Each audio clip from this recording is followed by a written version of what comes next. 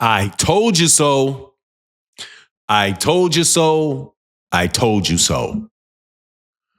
Eddie Hearn reveals the details of what happened between he and Devin Haney at the AJ Dubois fight. The viral confrontation, what caused it, and what Eddie Hearn thinks is the future as a result of what happened. Now, don't get me wrong. I am not going to take Eddie Hearn's word just at his word about what he says about Devin Haney. This one, I am absolutely positively telling you that what Devin Haney did relative to Eddie Hearn is consistent with what he does. And it is highly unprofessional.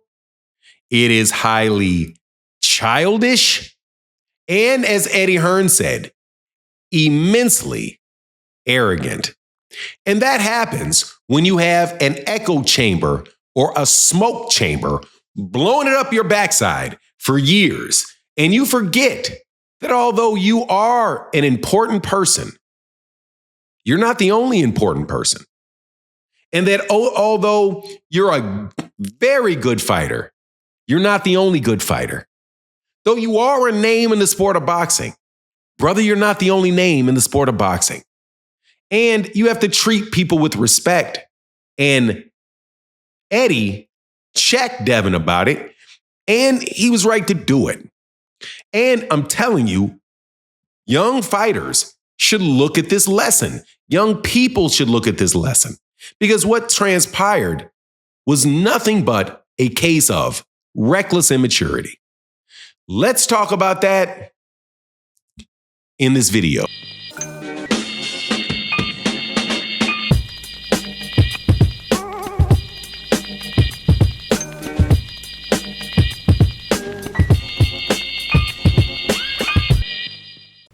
Like, bear in mind the relationship that I've got with Devin. Bear in mind everything that we've been through. I could not believe he would put that out on social media, because he was moaning, and this is what he was trying to say to me. He said, no, I received a message from him at 6 a.m. on the day of the fight saying, I need tickets for Joshua. He messaged me, I think 24 hours before, saying, yo, right? And I had so much going on, I didn't reply. And then when I replied Friday night, he messaged me back Saturday at 6 o'clock in the morning, 7 o'clock in the morning, I need tickets for tonight. And firstly, all of the inner ringside tickets were pre-assigned with His Excellency and various people. Plus, we had months' notice from our fighters who had put in requests that we'd sorted out. So at that point, we just don't have the tickets, right? So I said, look, it's not solely our show that, we're just working on the event. You may have to ask Riyadh season, for the tickets. No reply. So then I'm sitting there at the show and it's like, wow, Eddie Hearn didn't get me tickets. This is he's so two-faced. It's like, so I just replied, I said, you're an arrogant fucking prick, to be honest with you. And I pulled him at the show and I said, what do you think you're doing? And he said, well, hey. I said, no, not hey. I said, what are you doing? I said, one, you couldn't be more arrogant. Two, why are you just not messaging me after I messaged you to say, come on, Eddie, you sure you can't help? Whatever, you put a tweet out. I said, you're like a little kid. I said, you used to be a good kid, you did. I said, now I don't like this arrogance that I'm seeing from you. I said, so don't ever do that again. And he was like, no, well, you said something about me in the media. I said, no, I'm just answering questions. I don't represent you. I said, so if I get asked about Devin Haney, I'm going to tell you what I think about the situation. And I've never said anything disrespectful. I said, but you have. I said, so don't ever disrespect me again. Anyway, you'll be able to watch it all on Netflix very soon. Yeah, when's that out? Sort of Q2 of 2025. So they got the Devin Haney gate in the camera. They'll get everything, mate. They're everywhere. How was the left with Haney? Did you shake hands? Yes, I don't really. But for me, the worst thing you can do, I had the hump about it. Imagine. The worst thing you can do is Like, you're never going to see me go, hey, mate, yeah, and then go, oh, you know, later on go, I'll just tell him straight, you know. So that's what it'd be. Okay, nice one, Eddie. I really appreciate this today, mate. All right. So you heard Eddie Hearn. Eddie Hearn detailed it. He says, hey, what happened with Devin? Devin turned into an immensely arrogant guy who thought the world revolved around him and acted in a fashion as if it did. And I'm not signed to him. He's not signed to me. I have no contractual relationship with this dude. And he walks up making demands and then puts me on blast to the entire world for demands that he made that I don't have any responsibility to give into. But the way that Devin went about it, the way that he described it, if you have been in business, or if you're an older man that has dealt with other people and at work and things, you know full well what that is. You know full well what that is. Eddie Hearn is putting on a huge show at Wembley Stadium. There's going to be 100,000 people there for a fight between AJ and Danny Dubois. This is huge in the UK. These are two of the three biggest UK fighters in that country. Eddie Hearn is the biggest, is doing a co-promotional thing with the other two biggest names in UK promotions. And Devin doesn't think to himself when he's looking at this guy like, man, you know, this guy is probably really, really busy. And hey, man, if I'm going to go to Las Vegas, if I'm going to go to London, I got to send this guy a note ahead of time, say, hey, man, I'm going to be there during this fight. Hey, man, can you guys set aside a seat for me? I'd like to go. And you wait for the dude to respond, but you give him some time. But Devin didn't do that. Devin just, boom, give me a ticket. Then doesn't respond, because I suppose he's busy, to Eddie. Next time he looks at his phone, he's like, hey, where's my ticket? I don't know what's going on with Devin, but all of that is probably reasonable. What wasn't reasonable is jumping up on Twitter and talking about the man like that. Talked about Eddie Hearn like a dog. That he's fake, how he talks about how he loves me, but he don't really love me. And how, you know, at least when I was with Bob Arum was straight up. Bob Arum didn't act like he loved me. It was just business. But Eddie says he loves me. Bro, don't none of these dudes love you. Just like you don't love them. They don't love you like you don't love them. You don't love Eddie. You didn't re-sign with Eddie. You didn't stay with Eddie. You didn't stay loyal to Eddie. What do you mean that Eddie didn't stay loyal to you? You're the one that didn't re-sign, not Eddie. Eddie said, hey, man, he brought you back to Matchroom after you left. First of all, he brought you to Matchroom to start with, which saved you from the PBC route that you might have had to go. You know, Adrian Bronner says, you're going to make money, but you got to fight Godzilla. He went over there. He didn't do that to Devin. He built Devin up.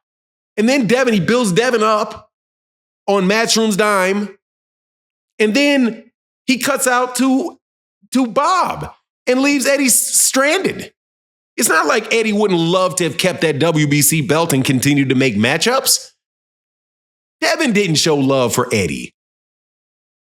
Right? So why are you asking for love from Eddie when you won't show love to Eddie?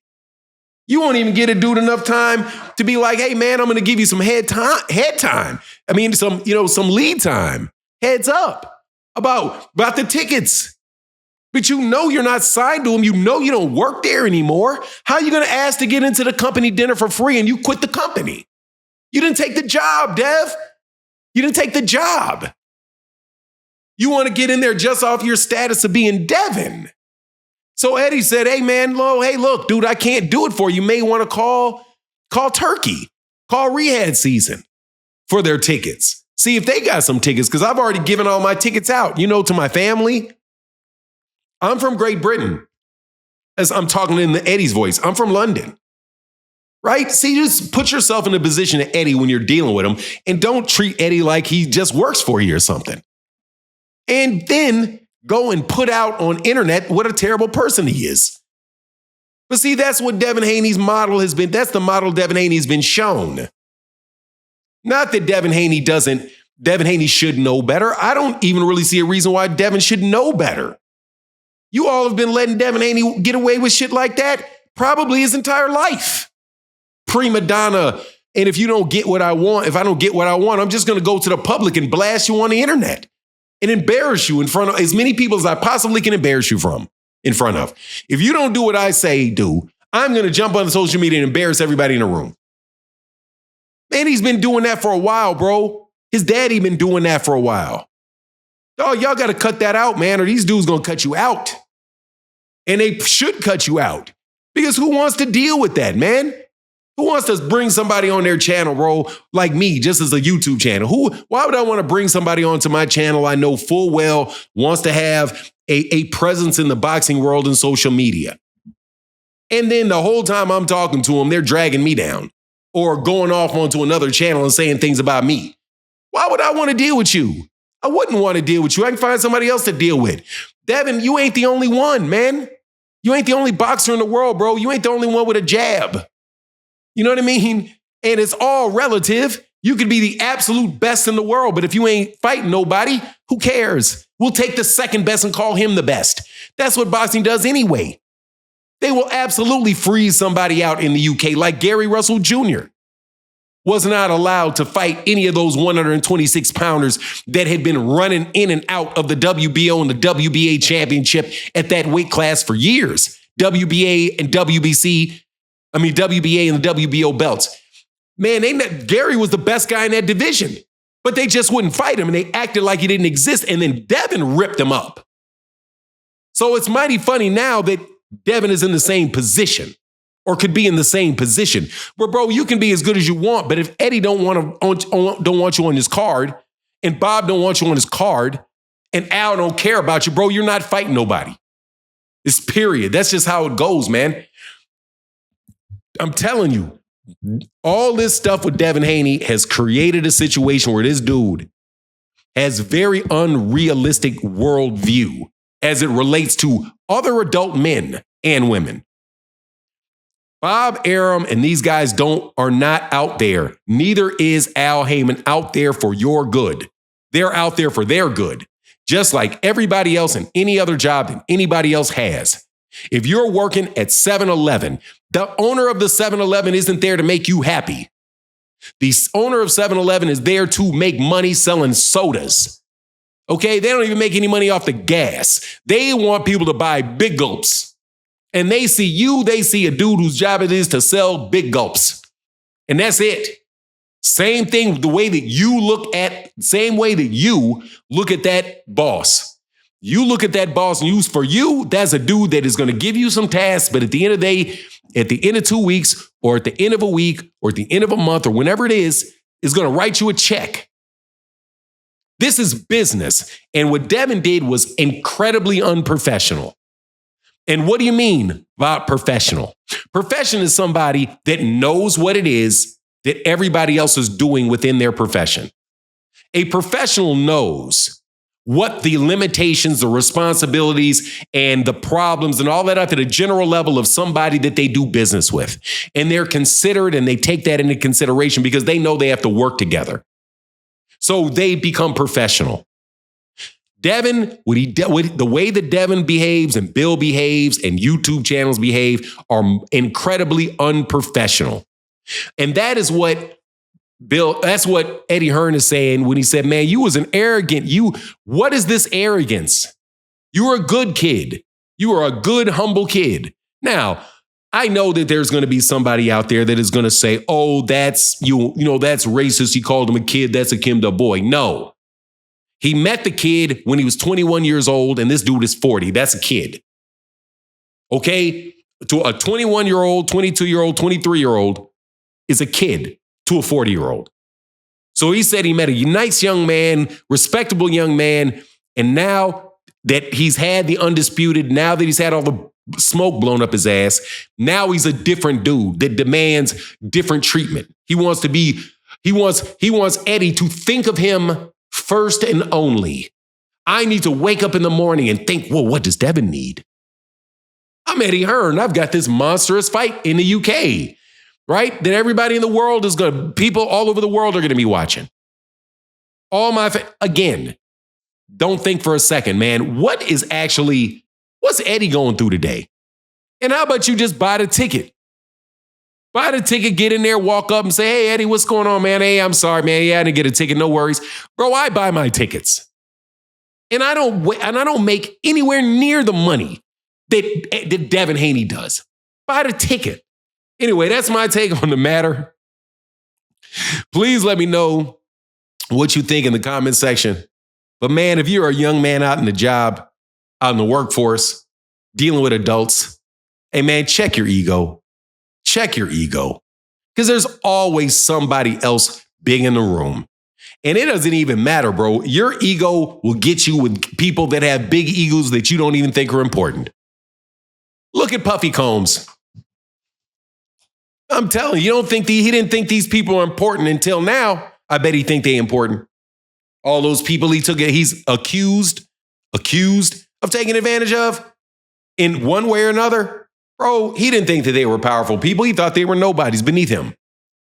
And guess what? They're going to take everything that he owns and they're going to put it in their bank account at the end of the day. Bro, treat people with respect. Treat people as your equals because we're all a product of God. And that makes no one person better than the other. No one's schedule more important than the other. Devin, you got to grow up, man. That was a really, really bad look. And anybody out here telling you that it wasn't a bad look is a yes man trying to lead you down the abyss. Okay? Because they don't care because they're going to get their money while you go. Okay? They're going to get paid all the way till you get in that abyss. And then it's going to be like, hey, man, it was nice knowing you. Maybe I can sell your autographed glove for, $100. Anyway, with that, I'm out. Deuces.